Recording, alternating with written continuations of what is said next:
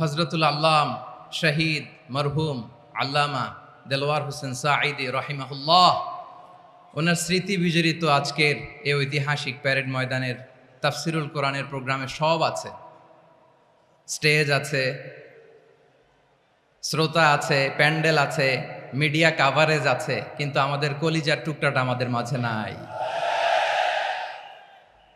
আজকের এই প্রোগ্রামে আলোচক হয়ে এই চেয়ারে আমি না বসে ওই শ্রোতাদের কাতারে বসে যদি আমাদের আল্লামার নুরানি চেহারার দিকে তাকিয়ে ওয়াজ শুনতে পারতাম, আমাদের হৃদয়টা ঠান্ডা হয়ে যেত,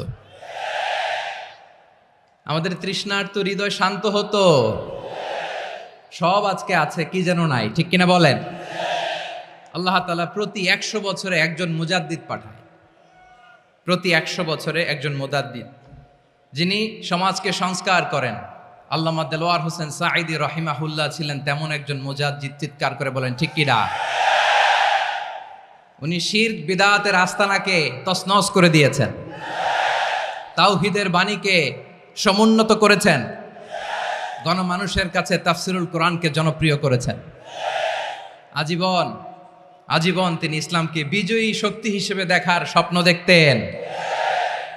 এত প্রাঞ্জল ভাষা, এত চমৎকার আধুনিক প্রেজেন্টেশন, গণমানুষের কাছে কোরআনের তাফসিরকে এভাবে জনপ্রিয় করে তোলার মতো ব্যক্তিত্ব আল্লামা সাঈদী ছাড়া দ্বিতীয় কেউ এই বাংলার ভূখণ্ডে নাই।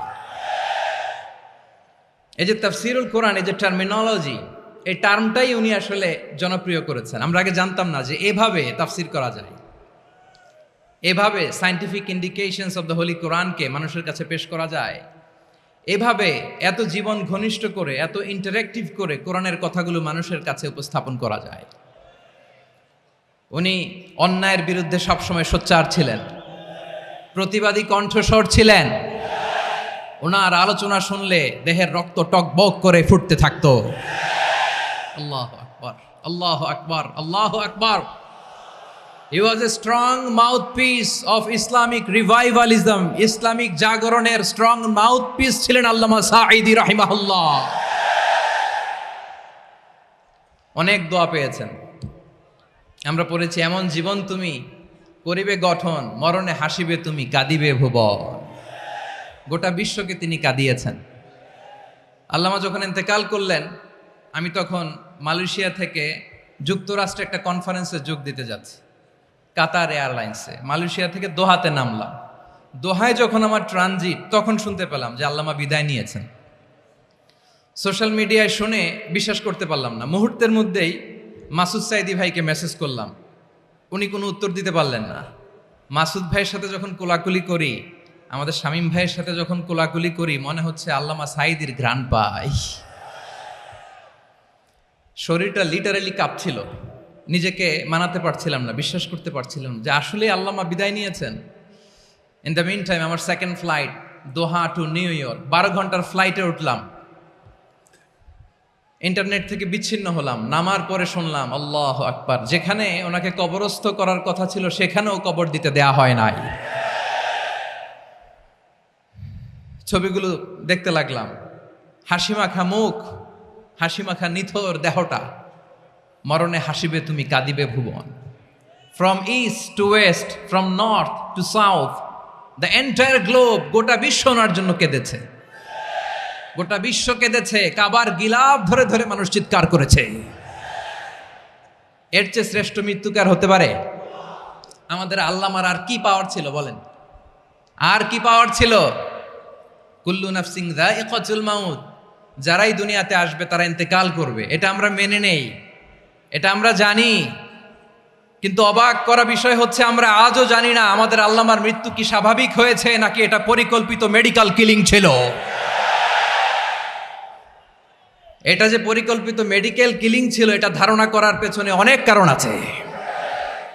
তিনি আধিপত্যবাদের বিরুদ্ধে সোচ্চার ছিলেন, ফ্যাসিবাদের বিরুদ্ধে সোচ্চার ছিলেন, রাজনৈতিক প্রতিহিংসার শিকার ছিলেন। এজন্য এটা মেডিকেল কিলিং হতে পারে এ ধারণা আমরা করতেই পারি। আওয়াজ করে বলেন ঠিক কিনা? যেই সময়টা আমরা কাটাচ্ছি, এত সুন্দর সময় বাংলাদেশ আর পাবে না। আমাদের জন্মের পর থেকে এরকম চমৎকার সময় আমরা পাই নাই। এটাই আসল সময়। আমরা ইন্টারিম গভর্নমেন্টের কাছে দাবি জানাই, উচ্চতর তদন্ত কমিটি করে এটা কি হত্যাকাণ্ড ছিল নাকি স্বাভাবিক মৃত্যু ছিল, এই রিপোর্ট গণমানুষের কাছে প্রচার করে জানাতে হবে।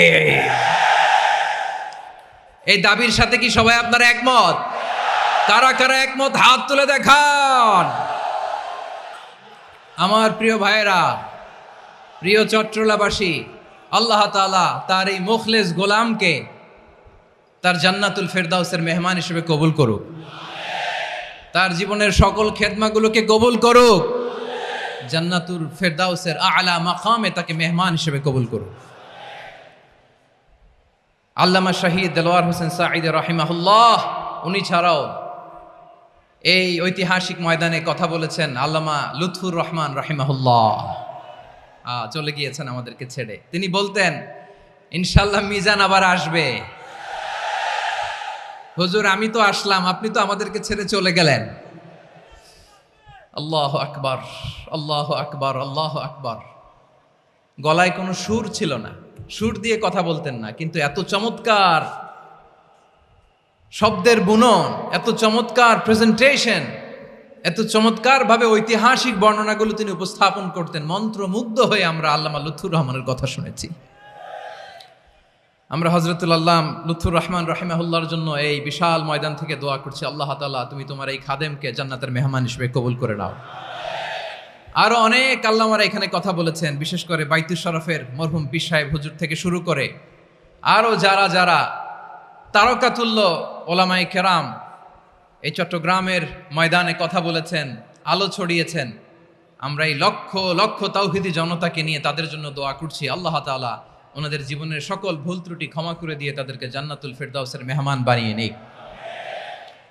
আমরা এই ঐতিহাসিক প্যারেড ময়দানের প্রোগ্রাম থেকে স্মরণ করতে চাই 24-এর ছাত্র নাগরিক অভ্যুত্থানে আমার যে সমস্ত ছাত্র নাগরিক ভাইয়েরা দেহের তাজা রক্ত বিলি দিয়ে নতুন বাংলাদেশ আমাদেরকে উপহার দিয়েছে।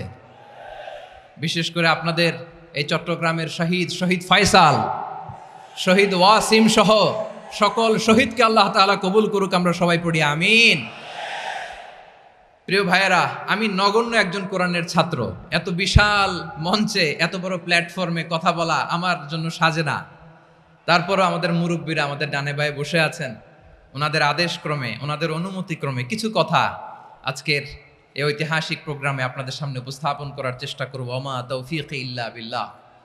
প্রিয় ভাইয়েরা, 5 দিন ব্যাপী এই তাফসিরুল কোরআনের প্রোগ্রামে অনেক ওলামা হযরত কথা বলেছেন। যারা কোরআন সুন্নাহ থেকে আমাদেরকে কোরআনের কথাগুলো শোনালেন, আমরা যেন সেগুলো আমল করতে পারি, আল্লাহ আমাদেরকে তৌফিক দান করুক। শুরুতে আমাদের নিয়তটাকে খালেস করে নেওয়া দরকার। এই যে গ্যাদারিং, এই যে হিউজ শোডাউন, এগুলো যদি আমাদের নিজেদেরকে পরিবর্তন না করে তাহলে এতে কোনো লাভ নাই। জোরে বলেন ঠিক কিনা? এই প্রোগ্রাম যদি আমাদের জীবনকে পরিবর্তন করে, আমাদের চিন্তার ডিএনএ কে চেঞ্জ করে দেয়, তাহলেই চট্টগ্রামের প্যারেড ময়দান সার্থক। আসুন আমরা চিন্তাকে খালেস করে নেই। আমরা সবাই নিয়ত করি যে যতটুকু কথা আমরা কোরআনের আলোকে শুনবো, আমলের নিয়তে শুনবো ইনশাআল্লাহ। বলেন সবাই। আমাদের কথা অনেক বেশি, সময় অনেক কম। আমরা আর কাল বিলম্ব না করে মহাবিশ্বয় মহাগ্রন্থ আল কুরআন আল কারীম থেকে কিছু কথা শুনি। আমি যেই টপিকটা নিয়ে আজকের ঐতিহাসিক চট্টগ্রামের প্যারেড ময়দানের তাফসিরুল কোরআন প্রোগ্রামে আলোচনা করব, সেটা হচ্ছে সূরাতু আন-নাহলের 90 নম্বর আয়াত নিয়ে কিছু কথা আমরা উপস্থাপন করবার চেষ্টা করব ইনশাআল্লাহ। আপনারা মনোযোগী আছেন তো? ইনশাআল্লাহ। এই আয়াতটা অনেক কম্প্রিহেন্সিভ একটা আয়াত। সাইয়েদনা আব্দুল্লাহ ইবনে মাসউদ রাদিয়াল্লাহু তাআলা আনহু উনি বলেছেন, ইন্নাহা মিন আজমাই আয়াতিল কুরআন। এটা কোরআনের সবচেয়ে জামে মানে আয়াত। যদিও ছোট্ট আয়াত, অল্প কিছু কথামালা, কিন্তু তিনি বলতেন এটা কোরআনের সবচাইতে জামে মানে সবচেয়ে কম্প্রিহেন্সিভ একটা আয়াত, যেখানে কথা কম, শব্দ কম, কিন্তু এটার দোতনা, এটার আবেদন, এটার মিনিং অনেক বেশি। সুবহানাল্লাহ। এই আয়াতে আল্লাহ তাআলা বেসিকলি আমাদেরকে 3টা বিষয়ে আদেশ করেছেন আর 3টা বিষয়ে বারণ করেছেন, মানে নিষেধ করেছেন। আওয়াজ করে বলুন, আদেশ করেছেন কয়টা? প্রিয় চট্টলার ভাইয়েরা, আমার মতো এই যে 3 আঙ্গুল উঁচু করে বলেন, আদেশ করেছেন কয়টা? আবার নিষেধও কয়টা? মানবো তো আমরা ইনশাআল্লাহ? বলেন সবাই। 3 do's and 3 don'ts, do's and don'ts। তিনটা আদেশ, তিনটা নিষেধ। এই তিনটা আদেশ আর তিনটা নিষেধের ভেতরে আল্লাহ তাআলা গোটা ইসলামী শরিয়ার মূল নির্যাসকে ঢুকিয়ে দিয়েছেন। সুবহানাল্লাহ। এই ছোট্ট একটা আয়াতে গোটা ইসলামী শরিয়ার the gist, the cream of the creams, গোটা ইসলামী শরিয়ার মূল নির্যাসকে আল্লাহ ঢুকিয়ে দিয়েছেন। তিনটা আদেশ আর তিনটা নিষেধ। আসুন আমরা সরাসরি কোরআন থেকে শুনি, সবাই পড়ুন। আউযু বিল্লাহি মিনাশ শাইতানির রাজীম। বিসমিল্লাহির রহমানির রহিম। ইন্নাল্লাহা ইয়া'মুরু বিল আদলি ওয়াল ইহসানি ওয়া ইতাই যিল কুরবা ওয়া ইয়ানহা আনিল ফাহশাই ওয়াল মুনকারি ওয়াল বাগি ইয়া'ইযুকুম লা'আল্লাকুম তাযাক্কারুন। আল্লাহ তাআলা ইরশাদ করছেন, ইন্নাল্লাহা ইয়া'মুরু বিল আদলি ওয়াল ইহসান, নিশ্চয় আল্লাহ তাআলা তোমাদেরকে ন্যায় বিচারের আদেশ দেন, সদাচরণের আদেশ দেন, নিকটাত্মীয়দেরকে দানের আদেশ দেন। আদেশ কয়টা? আওয়াজ করে সবাই বলুন তো কয়টা? নিশ্চয় আল্লাহ তাআলা তোমাদেরকে ন্যায় বিচারের আদেশ দেন, সদাচরণের আদেশ দেন, তিনি তোমাদের নিকটাত্মীয়দেরকে দানের আদেশ দেন, আর তিনি তোমাদেরকে অশ্লীলতা থেকে নিষেধ করেন, মন্দ কাজ থেকে নিষেধ করেন, অবাধ্যতা সীমা লঙ্ঘন থেকে নিষেধ করেন। তিনি তোমাদেরকে উপদেশ দেন যাতে তোমরা শিক্ষা গ্রহণ করো। সুবহানাল্লাহ। উপদেশ দিচ্ছে স্বয়ং কে? তিনটা জিনিসের আদেশ। ইয়া'মুরু বিল আদল, সুবিচার, ন্যায় বিচারের আদেশ তিনি দেন। ইহসানের আদেশ দেন, যাতে আমরা ইহসান করি, একে অপরের প্রতি সুবিচার করি, মহানুভবতা দেখায়, অনুগ্রহ দেখায়, আর নিকট আত্মীয়দেরকে যেন আমরা দান করি। এই তিনটা আদেশ তিনি দিয়েছেন। আর কোন তিনটা জিনিস থেকে তিনি বারণ করেছেন? অশ্লীলতা, ফাহশা, মুনকার, মানে সব মন্দ আর অসৎ কাজ, এগুলো থেকে তিনি আমাদেরকে বারণ করেন। ওয়াল বাগি, অবাধ্যতা, সীমা লঙ্ঘন, এই তিনটা কাজ থেকে তিনি আমাদেরকে বারণ করেন। তিনি আমাদেরকে উপদেশ দেন, স্বয়ং আল্লাহ তাআলা আমাদেরকে উপদেশ দেন যাতে করে আমরা শিক্ষা গ্রহণ করি। সুবহানাল্লাহ পড়ে। তাহলে আসুন আমরা ধরে ধরে একটা একটা করে সামনের দিকে আগাই। আল্লাহ তাআলা প্রথমে আমাদেরকে আদেশ দিয়েছেন আদালের। ইন্নাল্লাহা ইয়া'মুরু বিল আদল। আওয়াজ করে বলুন আল আদাল। সবাই পড়ুন আল আদাল। আমরা উর্দু জানি, হিন্দি জানি, অনেকে ইংরেজিও জানি, কিন্তু আরবি শব্দগুলো আমাদের মুখ দিয়ে বেরোতে চায় না। আওয়াজ করে বলুন আল আদাল। মাশাআল্লাহ। ইন্নাল্লাহা ইয়া'মুরু বিল আদল। আল্লাহ তাআলা আমাদেরকে আদলের আদেশ দেন। আদল অনেকে না বুঝলেও আদালত শব্দটা বুঝবেন। আদালত, আদালত, আদালত বুঝেন না? যেখানে বিচার কার্যের ফয়সালা করা হয়, কোর্ট কাচারি আদালত, এটা তো ভেরি কমন। এটা শুনছেন না সবাই? আদালত, যেখানে ন্যায় বিচার হবে, সুশাসন হবে। কিন্তু ভাগ্যের কি নির্মম পরিহাস, ওখান থেকে মিথ্যা সাক্ষী দিয়ে মনমতো রায় দিয়ে দেয়া হয়। এগুলোর পরিবর্তন হওয়ার দরকার আছে না নাই? প্রিয় ভাইয়েরা, আদালত, আল আদল, ইংরেজিতে বলে জাস্টিস, ন্যায় বিচার, সুবিচার, সুশাসন, জাস্টিস, আল আদল, সব জায়গায় এই জাস্টিস থাকা দরকার। Justice should be prevailed in the society. The mission of all prophet was to uphold the justice. সব নবীর মিশন ছিল এই জাস্টিসকে, আদালকে, সুশাসন আর সুবিচারকে নিশ্চিত করা। পড়েন সুবহানাল্লাহ। And the core message of every divine scripture was to uphold justice.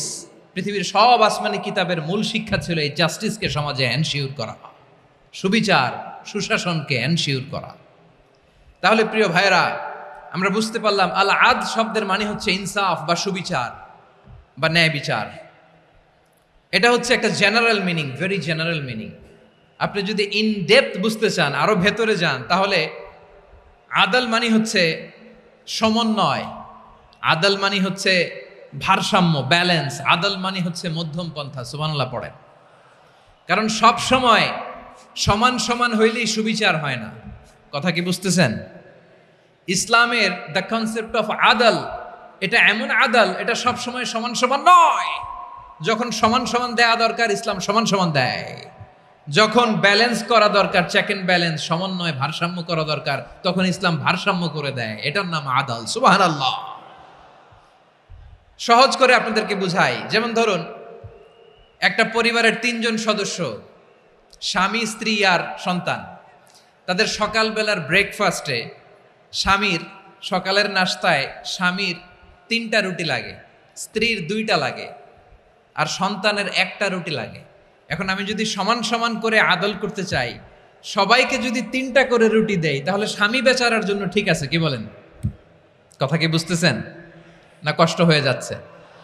যদি সমান সমানের নিয়মে আগাই, তাহলে 3টা করে যদি রুটি দেই, স্বামীর জন্য ওকে, কিন্তু স্ত্রীর জন্য 1টা বেশি হয়ে যায়।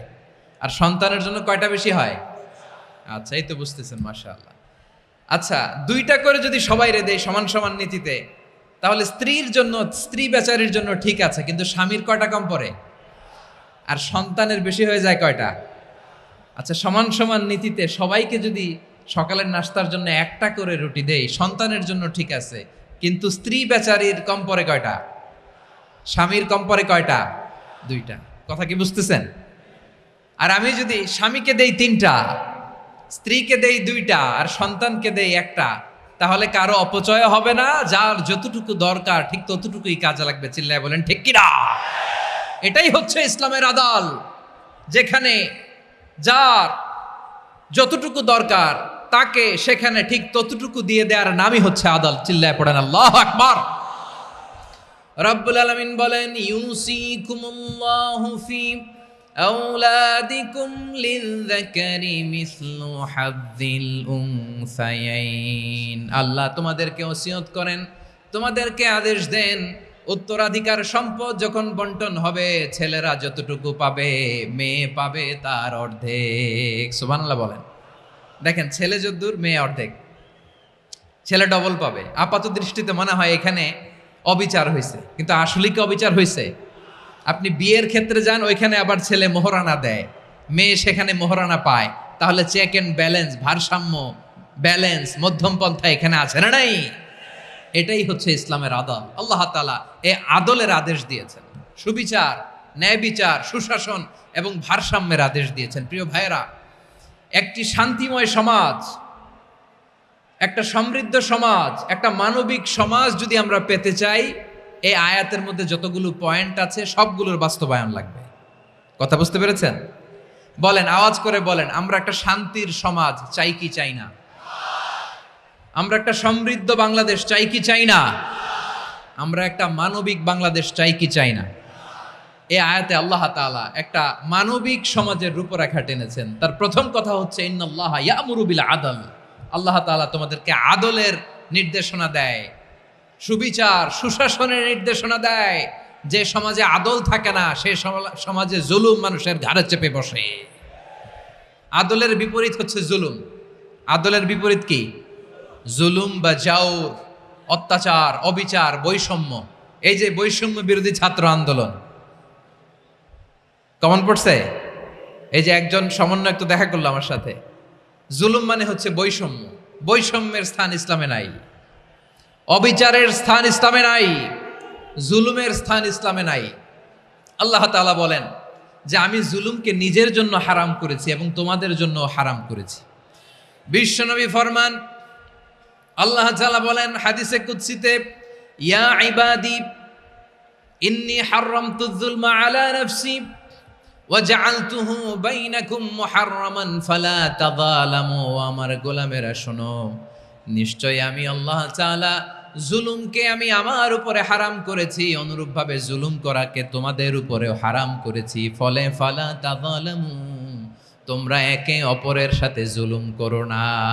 নির্দেশনাটা কার? খবরদার, জুলুমের সাথে আমাদের কোনো সম্পর্ক নাই। আল্লাহ তাআলা আদলের আদেশ দিয়েছেন, আদালতের আদেশ দিয়েছেন, সুশাসনের, ন্যায় বিচারের আদেশ দিয়েছেন। ইন্নাল্লাহা ইয়ামুরু বিল আদল, আমাদেরকে আদল প্রতিষ্ঠা করতে হবে। জুলুমের সাথে ইসলামের কোনো সম্পর্ক নাই। আল্লাহ তাআলা জালিমদের জন্য কঠিন শাস্তি প্রস্তুত করে রেখেছেন। যারা এই আদলকে ভুলুণ্ঠিত, কখন রাত কিচ্ছু জানে না, কখন দিন কখন রাত কিছু জানে না, বছরের পর বছর কেটে গিয়েছে। এক্সট্রা জুডিশিয়াল কিলিং এর কোনো হিসাব নাই, বিচার বহির্ভূত হত্যা, এনফোর্স ডিসঅ্যাপিয়ারেন্স, গুম, যেটা সবচাইতে বড় মানবতা বিরোধী অপরাধ। কত মানুষ যে গুম হয়েছে তার কোনো ইয়ত্তা নাই। যেই ফ্যামিলির সদস্য গুম হয়েছে তারা কি ওই লোকটার জন্য মাগফিরাতের দোয়া করবে নাকি সুস্বাস্থ্যের দোয়া করবে তারা নিজেরাও জানতো না, কারণ জানে না ও বেঁচে আছে না মরে গেছে। আহা, বিডিআর নওজোয়ানদের যারা ছাড়া পেল দেখলাম, বিনা অপরাধে, কোনো অন্যায় ছাড়া, অপরাধ ছাড়া তাদের জীবন থেকে, তাদের তারুণ্যের, তাদের যৌবনের 15 বছর, 16 বছর, 17 বছর নাই, 6 মাস বয়সের ছোট বাচ্চাকে রেখে জেলে গেছে। 6 মাসের মেয়ে বেরোয় দেখে মেয়ের বয়স 17 বছর। মেয়ে বাবারে চিনে না, বাবা মেয়েরে চিনে না। মেয়েকে এখন বিয়ে দিয়ে আরেক ছেলের হাতে তুলে দিবে। মেয়ের শৈশব বাবা দেখে নাই, মেয়ের কৈশোর বাবা দেখে নাই, মেয়ের তারুণ্য দেখে নাই। আরেক যুবককে দেখলাম 14 বছরের 14 দিনের সংসার, 2 সপ্তাহের সংসার শেষে জেলে গেছে। কত যুবকের যে স্ত্রী চলে গিয়েছে ফ্যামিলি ছেড়ে, কারণ জানে না তো কবে আসবে, কি হবে, কেউ জানতো না। দাম্পত্য জীবনের মাত্র 14 দিনের স্মৃতি, এই স্মৃতিকে আঁকড়ে ধরে এক বোন 16টা বছর, 17টা বছর কাটিয়ে দিয়েছে। আমি নিউজটা দেখে ভাবলাম, আমার এই বোনের প্রতিটি দিন কিভাবে কেটেছে, প্রতিটি রাত কিভাবে কেটেছে, প্রতিটি ক্ষণ কিভাবে কেটেছে। বিশ্বনবী বলেছেন, ইত্তাকি দাওয়াতাল মাজলুম ফাইন্না লাইসা বাইনাহু ওয়া বাইনাল্লাহি হিজাব। মাজলুমের কান্নাকে ভয় করো, কারণ মাজলুমের কান্না আর আল্লাহর মাঝে কোনো পর্দা থাকে না। আমরা আর এরকম কোন জুলুম বাংলাদেশে দেখতে চাই না, জোরে বলেন ঠিক কিনা? আর কেউ নতুন করে জালিম হোক আপনারা চান? আবার নতুন করে কেউ ফ্যাসিস্ট হোক আপনারা চান? এক দল আরেক দলকে নিশ্চিহ্ন করার রাজনীতিতে মেতে উঠুক, এটা আপনারা চান? আমরা বাংলাদেশকে আদল দিয়ে সাজাতে চাই। আমরা এই 56,000 বর্গ মাইলের প্রতিটা ইঞ্চি মাটিকে কোরআনের আইন দিয়ে সাজাতে চাই। রাজি আছেন আপনারা? কারা কারা রাজি দেখান হাত তুলে আল্লাহকে।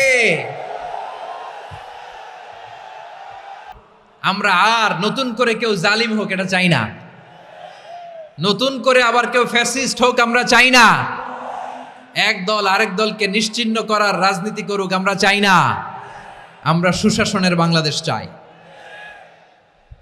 আমরা মানবিক বাংলাদেশ চাই, আমরা একটা সমৃদ্ধ বাংলাদেশ চাই, আমরা বিশ্বের বুকে সম্মান নিয়ে মাথা উঁচু করে দাঁড়াতে চাই, ঠিক কিনা বলেন? আল্লাহ বললেন, এটা যদি তোমরা চাও, একটা সমৃদ্ধ সমাজ যদি বিনির্মাণ করতে চাও, মানবিক সমাজ যদি বিনির্মাণ করতে চাও, আমি তোমাদেরকে সেজন্য প্রথমে আদালতের নির্দেশ দিলাম। ইন্নাল্লাহা ইয়া'মুরু বিল আদল, নিশ্চয় আল্লাহ তাআলা তোমাদেরকে ন্যায় বিচার, সুশাসন এটার আদেশ দেন। সুবহানাল্লাহ।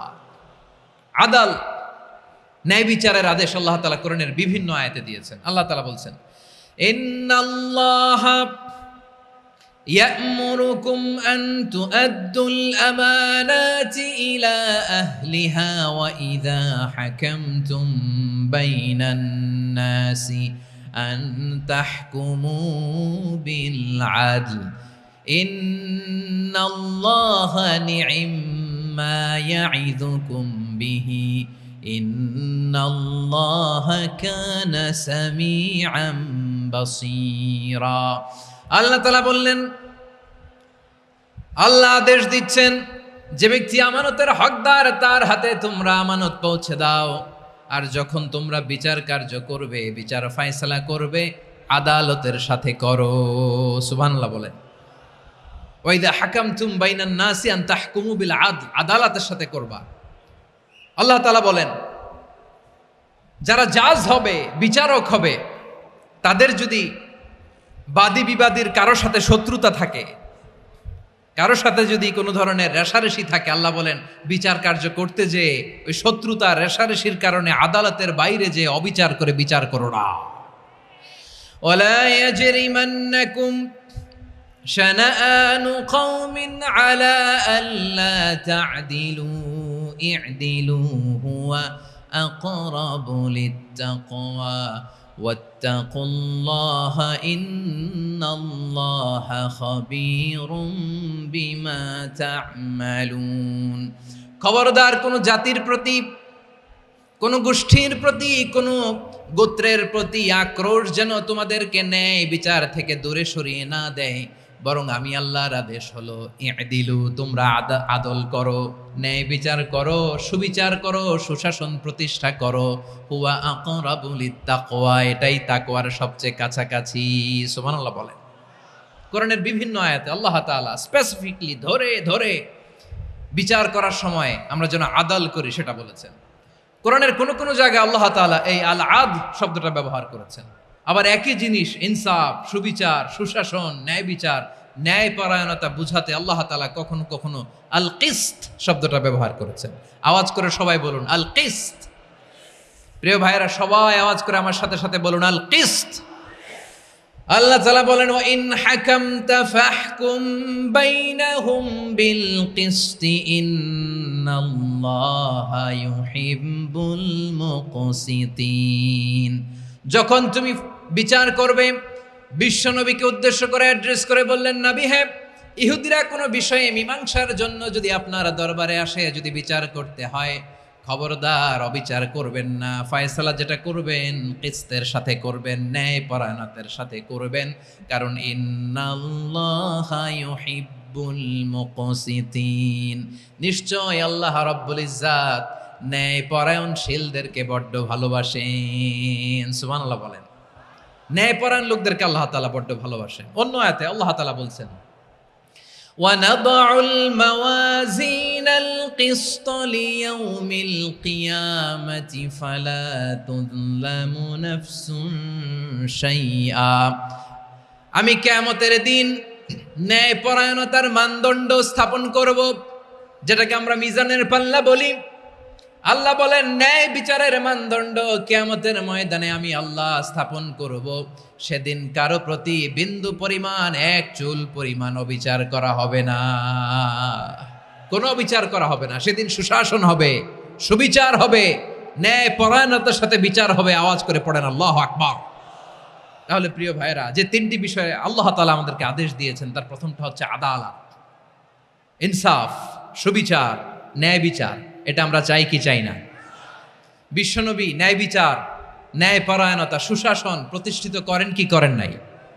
আপনারা বিশ্বনবীর সিরাত যারা পড়েছেন, আপনি দেখবেন বিশ্বনবীর সিরাতের পরতে পরতে, বাঁকে বাঁকে, সিরাতের বাঁকে বাঁকে এই আদালতের নমুনা মেলে। সুবহানাল্লাহ বলেন।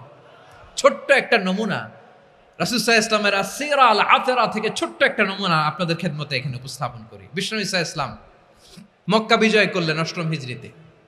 মক্কা বিজয় শেষে তিনি কয়েক সপ্তাহ মক্কাতে অবস্থান করলেন। ইন দ্য মিন টাইম মক্কার একটা ভেরি প্রেস্টিজিয়াস এন্ড ডিগনিফাইড ফ্যামিলির নারী চুরিতে ধরা পড়ল। কিসে ধরা পড়ল? সবাই বলেন কিসে? আমাদের সমাজে আসেনি এটা? আছে? ছোট না বড়? হ্যাঁ, হিসাব করে শেষ করা যায় না। ৩.৫ লাখ কোটি টাকা নাই উন্নয়ন প্রকল্পের নামে।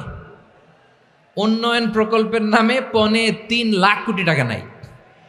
৩.৫ লাখ কোটি টাকা লিখতে পারবেন আপনি? এক টানে লিখতে পারবেন? বুঝতেছেন কত বড় সংখ্যা?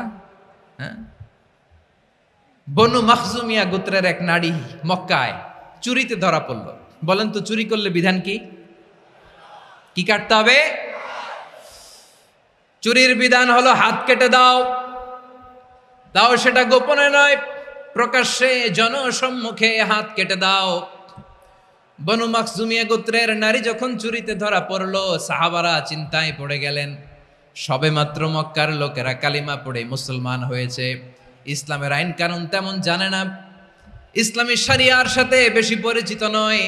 এখন যদি বিশ্বনবী চুরির যেই বিধান এটা যদি কায়েম করে হাত যদি কেটে দেয়, না জানি মক্কার লোকেরা আবার বিগড়ে যায়, না জানি মক্কার লোকেরা আবার মুরতাদ হয়ে যায়, না জানি মক্কার লোকেরা ইসলাম থেকে দূরে সরে যায়। চলো চলো, সাহাবীরা মিলে পরামর্শ করলেন, চলো বিশ্বনবীর কাছে যে বলি, ও নবী, শুধু কেবলমাত্র একমাত্র এই নারীর জন্য চুরির হাত কাটার বিধানটা আপনি একটু থামিয়ে দেন। চুরির হাত কাটার যে বিধান এখানে একটু রহিত করে দেন, বাকিগুলা কইরেন মদিনাতে যে চলবে, কিন্তু মক্কায় এবারের জন্য মাফ করে দেন। কিন্তু কে বলবে? এই যে পরামর্শ, সাজেশন, এটা কে দিবে বিশ্বনবীর কাছে? সাহাবারা চিন্তায় পড়ে গেলেন। আল্লাহর নবীর সামনে দাঁড়িয়ে আল্লাহর দেয়া হুদুদ, আল্লাহর দেয়া বিধান থামিয়ে দেওয়া, মাফ করে দেওয়া, এই কথা বিশ্বনবীর সামনে বলার সাহস তো কেউ রাখে না। কেউ কেউ বলল, বিশ্বনবীর পালক পুত্র যায়েদ বিন হারেসার সন্তান উসামারে বিশ্বনবী নাতির মতো আদর করে, বড্ড বেশি ভালোবাসে উসামারে। এজন্য সাহাবারা উসামাকে বলতো হিব্বু রাসূলিল্লাহ, বিশ্বনবীর ভালোবাসা। কি বলতো? সাহাবীরা বললেন, বিশ্বনবীর ভালোবাসা হিব্বু রাসূলিল্লাহ, উসামারে পাঠাও। উসামারে বিশ্বনবী নাতির মতো স্নেহ করে, মায়া করে, ভালোবাসে। আমরা পারবো না, উসামা পারবে। সবাই মিলে ফুলিয়ে ফুসিয়ে ছোট্ট ওসামাকে রাজি করালো। ওসামা, এমন এমন কথা যে তুমি বিশ্বনবীর কাছে বলতে হবে, পারবা নাকি? ওসামা বলে, পারবো। সাইয়েদনা ওসামা রাদিয়াল্লাহু তাআলা আনহু তরুণ সাহাবী বিশ্বনবীর কাছে গেলেন, যে বললেন, নবী, বনু মাখজুমিয়া গোত্রের এক নারী চুরিতে ধরা পড়েছে, এবারের জন্য কি এই মহিলাটারে মাফ করে দিলে হয় না? এবারের জন্য একটু ক্ষমা করা যায় না নবী? বিশ্বনবী বলেন, আতাশফাউ ফি হাদ্দিম মিন হুদুদিল্লাহ, তোমার এত বড় সাহস উসামা, তুমি আল্লাহর হাত, আল্লাহর দেয়া বিধান, এটার ব্যাপারে সুপারিশ করতে এসেছো? তোমরা কি জানো তোমাদের আগে যত কওম, যত গোত্র, যত জনপদ ধ্বংস হয়েছে, তার কারণ ছিল তাদের মধ্যে গরিবরা অন্যায় করলে তারা বিচার করত, আর ধনীরা অন্যায় করলে তারা মাফ করে দিত। খবরদার! ওয়া আইমুল্লাহ লাউ আন্না ফাতিমাতা বিনতি মুহাম্মাদিন সারাকাত লাকাতা মুহাম্মাদুন ইয়াদাহা। বিশ্বনবী বললেন, ওরে ওসামা, বানু মাখজুমিয়ার ওই প্রেস্টিজিয়াস এন্ড ডিগনিফাইড ফ্যামিলির মেয়ে তো দূর কি বাত, অনেক দূরের কথা। জেনে রেখো ওসামা, আমার কলিজার টুকরা, নয়নের পুটুলি ফাতেমাও যদি মক্কার জমিনে আজকে এই চুরির দায়ে ধরা পড়তো, আমি বিশ্বনবী মুহাম্মাদুর রাসূলুল্লাহ ধরে ফাতেমার ডান হাতটা কেটে দিতে এক বিলম্ব দেরি করতাম না। ইন্নাল্লাহা ইয়া'মুরু বিল আদল,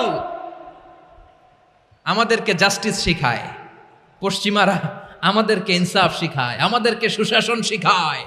আর ইনসাফ, সুশাসন, ন্যায় বিচার, সুবিচার, জাস্টিস কারে বলে? বিশ্বনবীর বায়োগ্রাফি থেকে জেনে নাও। এই ছিল বিশ্বনবী ইসলামের আদালতের নমুনা। আপনি যদি সাইয়েদনা ওমর ফারুকের জীবনের দিকে তাকান, এমন কঠোর, এমন বীর সেনানী ছিলেন। সাইয়েদনা ওমর ফারুক যদি রাস্তার এই মাথা দিয়ে হাঁটা শুরু করতেন, শয়তান ওমর ফারুককে দেখলে ওই রাস্তা রেখে দিয়ে অন্য রাস্তা দিয়ে হাঁটতো। সুবহানাল্লাহ। ওমর ফারুক রাদিয়াল্লাহু তাআলা আনহু কি পার্সোনালিটি ছিল, কি পার্সোনালিটি! আমাদের এলাকায় ছোট বাচ্চারা রাতে ভাত খেতে চায় না, আমার মেয়েটাও খেতে চায় না। এই এটা দিব, ওইটা দিব, আজকে মাহফিলে আসার সময় বলে দিছে লিস্ট করে, এটা এটা আনতে হবে। তো ছোট্ট বাচ্চাদের অনেক বায়না থাকে, ওরা রাতে খেতে চায় না। তো মায়েরা বিভিন্ন ভয় দেখায়, এই বাঘ আসবে, বাঘ আসবে খাও, এই ভূত আসবে, ভূত আসবে খাও। আপনারা কি বলেন চট্টগ্রামে? কি আসবে? হ্যাঁ, ভূত, ভূত, ভূত আসবে, বাঘ আসবে, খাও খাও খাও, তাড়াতাড়ি খাও। তো বাচ্চারা এগুলো শুনে ভয়ে খেতে শুরু করে। মদিনার জমিনেও একই ঘটনা ঘটতো। মদিনার ছোট্ট ছোট্ট সোনামণিরা খেতে চাইতো না, তো মায়েরা বলতো, হা হুয়া ইয়াতি উমর, হা হুয়া ইয়াতি উমর, ওই যে ওমর আসতেছে, উমর। ওমরে ফারুকের কথা শুনলে বাচ্চারা একেবারে ঠান্ডা। সুবহানাল্লাহ পড়বেন না? প্রভু তুমি বলেছ রাসূল দেবে না, বলনি দেবে না ওমর, বলনি দেবে না হামজা তারিক, খালিদ বিজয় সমর। প্রভু তুমি বলেছ রাসূল দেবে না, বলনি দেবে না ওমর, বলনি দেবে না হামজা তারিক, খালিদ বিজয় সমর। প্রভু তুমি বলেছ রাসূল দেবে না। আল্লাহু আকবার। ওমরে ফারুক রাদিয়াল্লাহু তাআলা আনহু, ওনার কথা শুনলে গায়ের মধ্যে গুজবাম হয়, গায়ের পশমগুলো দাঁড়িয়ে যায়। সুবহানাল্লাহ বলেন। কি পার্সোনালিটি ছিল, কি ব্যক্তিত্ব ছিল! মুনাফিকরা ওমরে ফারুককে জমের মতো ভয় পেতেন। শয়তান, খোদ শয়তান এই রাস্তা দিয়ে আসলে শয়তান অন্য রাস্তা দিয়ে হাঁটত। ওমরে ফারুক রাদিয়াল্লাহু তাআলা আনহুর জীবনে যদি দেখেন, তাহলে সেখানে আপনি আদালতের, ইনসাফের, সুশাসনের, জাস্টিসের নমুনা দেখতে পাবেন। কয়টা শুনবেন? সাইয়েদনা ওমরে ফারুকের রাদিয়াল্লাহু তাআলা আনহুর সন্তান আব্দুর রহমান মিশরে মদ খেয়ে মদ্যপ অবস্থায় ধরা পড়েছে। মদ খাওয়ার কারণে, মদ যদি কেউ পান করে আর যদি প্রমাণিত হয়, তার বিচার হলো 80 বেত। আওয়াজ করে বলেন কয় বেত? বাংলাদেশেও তো এই আইন আছে নাকি? বাংলাদেশে আছে? হ্যাঁ, মদ খাইলে 80 বেত, এই আইন বাংলাদেশে চালু হোক। আমরা চাই কি চাই না? চাই সবাই। এজন্যই তো ইসলাম ভাল লাগে না। ইসলামকে ভাল লাগে না। ইসলামকে আউট করে রাখতে পারলেই তো এরকম বড় বড় বোতল খাওয়া যায়। একেবারে সহজ, পানির মতো সহজ, হিসাব একেবারে সহজ। ওমরে ফারুক রাদিয়াল্লাহু তাআলা আনহুর ছেলে ভুল করে মদ পান করে ফেলেছিলেন। আব্দুর রহমান, ঘটনা ঘটেছে মিশরে। মিশরের গভর্নর তখন আমর ইবনুল আস রাদিয়াল্লাহু তাআলা আনহু। আব্দুর রহমানের ভাই যে গভর্নরকে বলল, গভর্নর যদি একটু দয়া করেন, খলিফার ছেলে আমার ভাই আব্দুর রহমান মদ্যপ অবস্থায় ধরা পড়েছে, জনসম্মুখে যদি আপনি বেত্রাঘাত করেন আমাদের প্রেস্টিজ থাকে না, যদি 80 বেত আপনি মারেন আমার কোনো কথা নাই, কিন্তু ঘরের ভেতরে মারেন। আব্দুর রহমানের ভাইয়ের সুপারিশ শুনে সাইয়েদনা আমর ইবনুল আস রাদিয়াল্লাহু তাআলা আনহু রাজি হয়ে গেলেন। ঘরের ভেতরে লোকচক্ষুর আড়ালে 80 বেত তিনি মানলেন।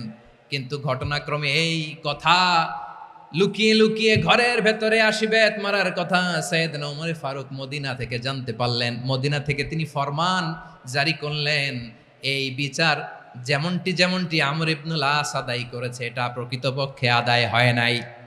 আসো সবাই মদিনায় আসো, আমর ইবনুল আস মদিনায় আসো, আব্দুর রহমানও আসো, সবাই আসো, জনসম্মুখে এই বিচার কার্যকর করতে হবে। সাইয়েদনা ওমরে ফারুক মসজিদে নববীর পিলারের মধ্যে নিজের ছেলেকে বাঁধলেন, আবার জনসম্মুখে 80টা বেত তার গায়ের মধ্যে মারলেন। মাজমুয়ে ফাতাওয়া ইবনে তাইমিয়া রাহিমাহুল্লাহ উনি এটা নকল করেছেন। এটা সবচেয়ে বিশুদ্ধ মত। আর অনেক মত আছে, মারা গেছে কবরের উপর, ওগুলো বাদই দিলাম। কেমন খলিফা ছিলেন, কেমন খলিফা! পশ্চিমারা তোমরা জাস্টিস আমাদেরকে শেখাও, ইনসাফ কারে বলে, সুশাসন আমাদেরকে তোমরা শিখাও। ওমরে ফারুক রাদিয়াল্লাহু তাআলা আনহু ওই বিচারকে তিনি ধর্তব্য মনে করেন নাই। মদিনাতে এনে আবার জনসম্মুখে আবার 80 বেত মেরেছেন। মিশরে ওমরে ফারুক রাদিয়াল্লাহু তাআলা আনহু আমর ইবনুল আসকে গভর্নর করে পাঠালেন। সেখানে আমর ইবনুল আসের ছেলে একটা প্রতিযোগিতায় রানার আপ হয়েছে। এক মিশরি সেখানে চ্যাম্পিয়ন হয়েছে। রানার আপ বুঝতে পেরেছেন তো? রানার আপ সেকেন্ড হয়েছে, এক মিশরি হয়েছে চ্যাম্পিয়ন প্রথম। কিন্তু গভর্নরের ছেলে ও জিততে পারে নাই। ও রাগে ওই মিশরির গায়ের মধ্যে কয়েকটা লাঠি দিয়ে বাড়ি মেরেছে। মিশরি যে মদিনাতে ওমরে ফারুকের কাছে বিচার দিলেন, আপনার গভর্নরের ছেলে অন্যায়ভাবে আমার গায়ে হাত তুলেছে। সাইয়েদনা ওমরে ফারুক আবার ফরমান জারি করলেন, আসব মদিনাতে আসব। মিশরীকে ডাকলেন। ওই মিশরের গভর্নর আমর ইবনুল আস রাদিয়াল্লাহু তাআলা আনহুকে ডাকলেন, তার ছেলেকেও ডাকলেন। সবাই বসে রইল। আমর ইবনুল আস রাদিয়াল্লাহু তাআলা আনহু মাথা নিচু করে বসে আছেন, লজ্জায় কাচুমাচু। হায় হায়, আজকে আমার ছেলের কারণে আমিরুল মুমিনিন খলিফাতুল মুসলিমিন ওমরে ফারুকের কাছে আমি জনসম্মুখে লজ্জিত হচ্ছি। সাইয়েদনা ওমরে ফারুক বললেন, এই নাও লাঠি, গভর্নরের ছেলে তোমার মাথার মধ্যে যতগুলো বাড়ি মেরেছে, আজকে জনসম্মুখে তুমি অতগুলা বাড়ি মারো। মিশরি বলে, থাক, আপনি যে ডেকে আনছেন সবার সামনে এটা বলছেন, এতেই আমি খুশি। আল্লাহু আকবার! আপনার মহানুভবতা দেখে আমি খুশি, আর অপমানের দরকার নাই। ওমরে ফারুক বলে, না, খবরদার, এই কথা মিশরি তুমি বলো না, মারো, যতগুলা বাড়ি মেরেছে মারো। বাধ্য হয়ে মিশরি আমর ইবনুল আসের সামনে ওনার কলিজার টুকরা সন্তানের মাথার মধ্যে বাড়ি মারতে আরম্ভ করলেন। ঠিক যতগুলা বাড়ি গভর্নরের ছেলে আমর ইবনুল আসের ছেলে মিশরীর গায়ে মেরেছিল, মাথায় মেরেছিল, মিশরী গুনে গুনে ততটা মারলেন। এই দৃশ্য দেখে ওমরে ফারুক রেগে মেগে আগুন, রাগের চোটে রাগ সামলাতে না পেরে আর নিজেকে সামলাতে না পেরে মিশরীরে বললেন, ছেলেরে মারা শেষ হয়ে গেলে এবার বাবার টাক মাথার মধ্যে কয়েকটা বাড়ি মার। রাগের চোটে, আউট অফ অ্যাঙ্গার, রাগের চোটে যে আমার পাঠানো গভর্নর আমর ইবনুল আস তার ছেলেকে কেন আদব তারবিয়া কেন শিক্ষা দিতে পারে না, ছেলেরে মারা হইলে এবার আমর ইবনুল আসের মাথার মধ্যে দুইটা মারো। এটা রাগে বলেছেন, এটা শাস্তি হিসেবে না। সুবহানাল্লাহ পড়ে। তোমরা আমাদেরকে সুশাসন শিখাও, আমাদেরকে সুশাসন শিখাও। বিশ্বনবী বলেন আদল এটা যেন তেন বিষয় না, এটা দিয়েই মানবিক সমাজ গড়তে হবে। আল্লাহ তাআলা কিয়ামতের কঠিন ময়দানে যেদিন স্বামী স্ত্রীকে চিনবে না, স্ত্রী স্বামীকে দেখে পালিয়ে যাবে, বন্ধু বন্ধুরে চিনবে না, পীর সাহেব মুরিদরে চিনবে না, মুরিদ পীর সাহেবরে চিনবে না, দলের কর্মী তার নেতারে চিনবে না, নেতা তার কর্মীরা চিনবে না, বন্ধু বন্ধুরে দেখে পালাবে। এই কঠিন মুহূর্তে সূর্যটা মাথার কাছে চলে আসবে, জমিনটা তামার জমিন হবে, আজকের জমিনের মতো নয়। মানুষ ঘর্মাক্ত ক্লান্ত শ্রান্ত মাথার মগজগুলো কানের ছিদ্র আর নাকের ছিদ্র দিয়ে বেয়ে বেয়ে পড়বে। বিশ্বনবী ফরমান কিয়ামতের ওই কঠিন ময়দানে 7 শ্রেণীর ব্যক্তিকে রব্বুল আলামিন তার আরশের নিচে ছায়া দিবেন। তার মধ্যে প্রথম শ্রেণীর ব্যক্তি হলো ইমামুন আদিল। ইমামুন আদিল, ন্যায়পরায়ণ শাসক, যে ইনসাফের সাথে বিচার করে, যে জাস্টিস সমাজে সার্ভ করে, যে সুশাসন নিশ্চিত করে, ওই ইমামুন আদিল। আদিল শব্দটা বুঝছেন না? ইন্নাল্লাহ ইয়া'মুরু বিল আদল, পাইছেন? আদিল। 7 শ্রেণীর ব্যক্তিকে আল্লাহ তাআলা সুশীতল আরশের নিচে ছায়া দিবেন, যেদিন তার দেয়া ছায়া ছাড়া কোনো ছায়া থাকবে না। এর প্রথম হচ্ছে ইমামুন আদিল, ন্যায়পরায়ণ শাসক। চিল্লায় বলেন সুবহানাল্লাহ। আবার বিশ্বনবী বললেন ইন্নাল মুকসিতিনা ইনদাল্লাহি আলা মানাবিরা মিন নূর আন ইয়ামিনির রহমান। কিয়ামতের দিন যারা ন্যায়পরায়ণ হিসেবে আল্লাহর সামনে দাঁড়াবে, কিয়ামতের দিন রব্বুল আলামিন তার আরশের ডান দিকে ওই ন্যায়পরায়ণ লোকদের জন্য আরশের ডান দিকে একটা নূরের মিম্বারে তাদেরকে বসার সুযোগ করে দিবে। আল্লাহর আরশের ডান দিকে ন্যায়পরায়ণ লোকদের জন্য আল্লাহ তাআলা নূরের মিম্বার বানাবে। 4টে কেন কথা মনে করেছেন? আল আদাল, জাস্টিস। ইন্নাল্লাহা ইয়া'মুরু বিল আদল। আল্লাহ তাআলা এই আদালতের নির্দেশনা দেয়, সুবিচার, সুশাসন। প্রিয় ভাইয়েরা, এটা আমরা বাংলাদেশে চাই কি চাই না?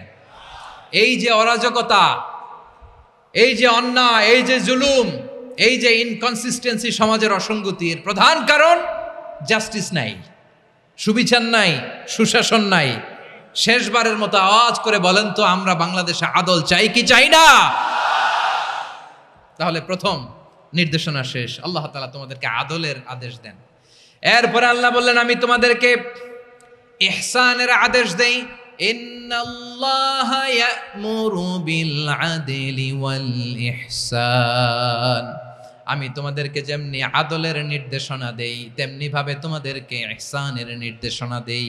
ইহসান, আওয়াজ করে সবাই বলেন তো ইহসান। সবাই বলেননি, সবাই বললে এতটুকু আওয়াজ হবে আমি বিশ্বাস করি না। আওয়াজ করে বলুন আল ইহসান। ইহসান মানে কারো প্রতি সফট হার্টেড হওয়া, মহানুভব হওয়া, অনুগ্রহ পরায়ণ হওয়া, অনুগ্রহশীল হওয়া, একে অপরের প্রতি দয়াদ্র হওয়া। একে অপরের প্রতি দয়াদ্র অনুগ্রহশীল হওয়া ছাড়া মানবিক সমাজ কশিনকালেও গঠন করা সম্ভব না। প্রিয় ভাইয়েরা, সুন্দর আচরণ দিয়ে, ইহসান দিয়ে যা জয় করা যায়, নরম আচরণ দিয়ে যেটা অর্জন করা যায়, কঠোরতা দিয়ে সেটা পারা যায় না। বিষ্ণু ঈসা ইসলাম ইহসান দিয়ে, কোমল আচরণ দিয়ে, তার অনুগ্রহ দিয়ে তিনি অনেক কাফিরের হৃদয়কে জয় করে ফেলেছেন। সাইয়েদনা সুমামা ইবনে উসাল রাদিয়াল্লাহু তাআলা আনহুর কথা মনে পড়ে যায়। তিনি ছিলেন ইয়ামামার বাদশা। মদিনাতে বিশ্বনবীকে হত্যা করার নিয়তে এসেছিলেন, গোপনে গোপনে বিশ্বনবীকে হত্যা করে আবার ইয়ামামাতে তিনি ফিরে যাবেন। কিন্তু কি অবাক করা কাণ্ড, হত্যা করতে পারে নাই, সাহাবাদের হাতে তিনি ধরা পড়ে গেলেন। সাইয়েদনা সুমামা ইবনে উসাল রাদিয়াল্লাহু তাআলা আনহু হত্যার নিয়তে আসলেন, কিন্তু হত্যা করতে পারলেন না। সাহাবারা ওনাকে ধরে ফেললেন, ধরে মসজিদে নববীর পিলারের মধ্যে বেঁধে রাখলেন। সুমামা ইবনে উসাল, সিরাত থেকে শুনেন, সিরাত থেকে শোনাচ্ছি, রাদিয়াল্লাহু তাআলা আনহু ইয়ামামার অধিপতি ছিলেন। ইয়ামামা বিশ্বনবীকে হত্যার জন্য আসছেন, ধরা পড়ে গেছেন, এখন মসজিদে নববীতে বেঁধে রাখছে, তার মানে বন্দী। তো এখন স্ট্যাটাস কি? বন্দী, ক্যাপটিভ। তো বিষ্ণু ইসলাম সাহাবাদেরকে বললেন, তার খোঁজ খবর নিও, সুমামা ইবনে উসালের খোঁজ খবর নিও। সাহাবার বলেন, ইয়া রাসূলুল্লাহ, আপনাকে হত্যা করতে এসেছে, তার তো কঠিন ক্যাপিটাল পানিশমেন্ট হওয়া দরকার, কঠিন শাস্তি হওয়া দরকার। বিশ্বনবী বললেন, না, আমি যেটা জানি তোমরা সেটা জানো না, তোমরা সুমামার সাথে ভালো আচরণ করো। বিশ্বনবী সুমামার কাছে গেলেন। প্রথম দিন যে তিনি কালেমার দাওয়াত দিলেন, ইমানের দাওয়াত দিলেন, ইসলামের দাওয়াত দিলেন, রিসালাতের দাওয়াত দিলেন, আখিরাতের দাওয়াত দিলেন। পরের দিন যে বিশ্বনবী সালাতের দাওয়াত দিলেন, যাকাতের দাওয়াত দিলেন, ইসলাম কি, কিভাবে, কেমন করে পালন করতে হয় চমৎকার আর্টিকুলেট করতে শুরু করলেন। তন্ময় হয়ে সুমামা ইবনে উসাল রাদিয়াল্লাহু তাআলা আনহু বিশ্বনবীর কথাগুলো শুনতে আরম্ভ করলো। একদিন নয়, 2 দিন নয়, টানা 3 দিন বিশ্বনবী সুমামার কাছে ইসলামকে প্রেজেন্ট করেছেন, উপস্থাপন করেছেন। আওয়াজ করে বলেন, কয় দিন? 3 দিন। 3 দিন মসজিদে নববীতে বাঁধা। আর সাহাবীদেরকে বললেন, তার খোঁজ খবর নিও, তোমরা যে রুটি বানাও এর মধ্যে সবচেয়ে ভালো আটার রুটিটা তারে দিও, সবচেয়ে রিফাইন্ড খেজুর, যেটা পিওর খেজুর, এটা তারে দিও। আর বিশ্বনবী নিজের উট থেকে দুধ দহন করে ওনার বাড়ির এক কর্মচারীকে বলেছেন, দুধ দহন করে সুমামার জন্য নিয়ে যেও। সুবহানাল্লাহ পড়বেন না? সবাই তো অবাক, ইয়ামামা থেকে আসছে নবীকে হত্যা করতে, বিশ্বনবী দেখে তারে জামাই আদর করে, তাকে মজার মজার খাবার দিও, দুধ দিও, আদর আপ্যায়ন করো। একদিন নয়, 2 দিন নয়, টানা 3 দিন বিশ্বনবী এভাবে সুমামার কাছে যেয়ে ইসলামকে প্রেজেন্ট করতে আরম্ভ করলেন, ইসলামকে উপস্থাপন করতে শুরু করলেন। আর তাকে চমৎকার এন্টারটেইনমেন্ট, আপ্যায়ন দিতে আরম্ভ করলেন। টানা 3 দিন যখন ইসলামের দ্য বিউটিজ অফ ইসলাম, ইসলামের সুমহান বাণী, সৌন্দর্য তার কাছে উপস্থাপন শেষ,